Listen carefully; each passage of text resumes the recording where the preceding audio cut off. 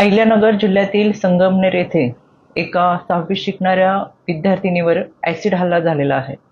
यामध्ये ही विद्यार्थिनी सकाळी शाळेतून घरी जात असताना पत्ता विचारण्याच्या बहाण्याने तिला अडवून तिच्यावर ॲसिड हल्ला केलेला आहे.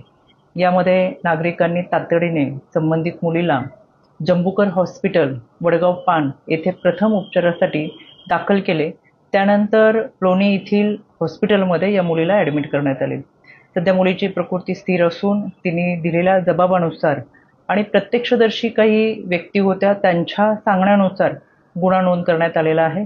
यामध्ये CCTV कॅमेऱ्याचे फुटेज असतील, त्याचबरोबर शाळेतील काही CCTV फुटेजचे कॅमेरे आहेत. एकत्रित याची पाहणी करण्यासाठी पोलिसांनी पथक नेमलेले आहे. यामध्ये आरोपीचा लवकरच तपास करावा यासाठी राज्य महिला आयोगाच्या वतीनं सूचना देण्यात आलेल्या आहेत. यामध्ये तपास अधिकारी प्रवीणजी साळुंके हे व त्यांची संपूर्ण टीम आरोपीच्या शोधासाठी रवाना झालेले आहेत. यामध्ये तातडीने कारवाई करावी अशा सूचना राज्य महिला आयोगाच्या वतीनं देण्यात आलेल्या आहेत.